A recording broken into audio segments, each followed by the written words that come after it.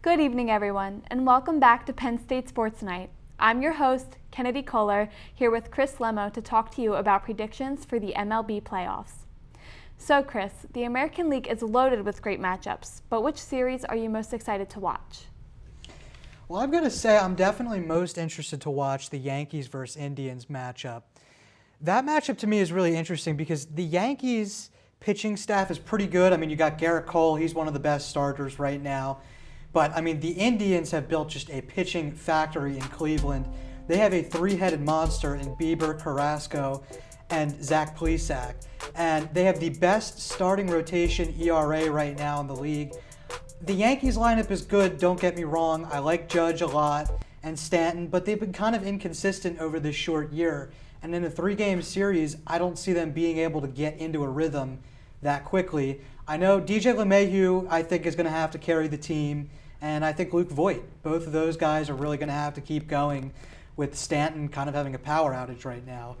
In Cleveland, it's kind of, that offense isn't really impressive. I mean, they have Jose Ramirez, who's been very good, but Lindor has kind of struggled this year. He's having his worst offensive year right now. He's having a major power outage. He's not really hitting home runs at the same clip that he normally does.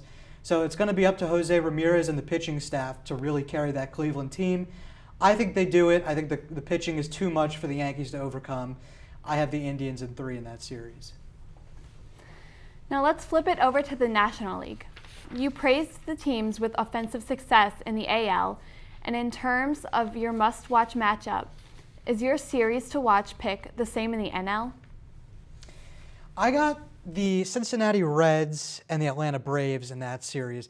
The Cincinnati Reds were ice cold. I counted them out of the playoffs a couple weeks ago, and they had underachieved for most of the year. All of a sudden, it has really clicked for them. Their pitching staff is really good. In fact, their pitching staff is much better than the Braves. The Braves have one of the worst pitching staffs right now in the MLB. I have the Reds in this series for 2 reasons. One, because of their pitching staff, and the second is because their lineup has kind of underachieved the whole year, and I really think at some point some of those veterans like Mike Moustakas, Eugenio Suarez, are finally going to get together and click for that team. The Braves, on the other hand, the lineup has been going perfectly. I don't think that can continue. I mean, I know Marcell Ozuna's had a fantastic year. Acuna has been pretty good too. I mean, he's Acuna. He's one of the best young stars in the league. But I just don't think that the Braves' rotation is going to be enough to compensate for that team. I mean, they have Ian Anderson and Kyle Wright. They're pretty good. I don't see them being able to win that series over guys like Trevor Bauer. I mean, Trevor Bauer has been up there this year as one of the best pitchers in the MLB. I mean, he should win the Cy Young this year for the NL. I don't see, as good as the Atlanta Braves offense is, I don't see them being able to beat those 3 pitchers. So I got the Reds in 3 in that series.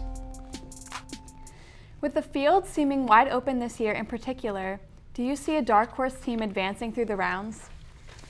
I do. I got the Miami Marlins in that series over the Cubs. It's surprising, I mean, but, okay, you got to think of it this way. The Miami Marlins have made the playoffs twice in their franchise history. They have never lost a series. They've won the World Series both times. Not saying they'll do that again this year, but I really like a lot of their veteran presence on that team. Jesus Aguilar has had a great season, and Miguel Rojas just always seems to be clutch for them and come through in big situations. That team really overcame adversity the entire year. They were the first team to have a big COVID outbreak. I mean, they lost half their team for a couple weeks. They still stayed in the race over teams with much higher payrolls like the New York Mets and, of course, the Philadelphia Phillies. So, I mean, they've shown that they can overcome adversity. They have a great young pitching staff that I think will be up to the task.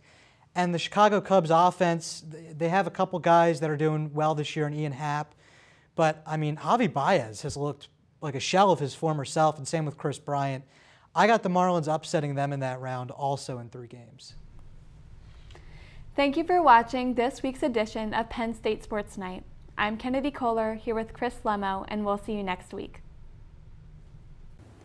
Thank you for watching our latest edition of Penn State Sports Night. If you're a fan of our content, please be sure to subscribe to our YouTube channel for more clips. Also follow us on Twitter at PSSN TV and on Instagram at PSU Sports Night to keep up with the action. For all my colleagues, we are Penn State Sports Night.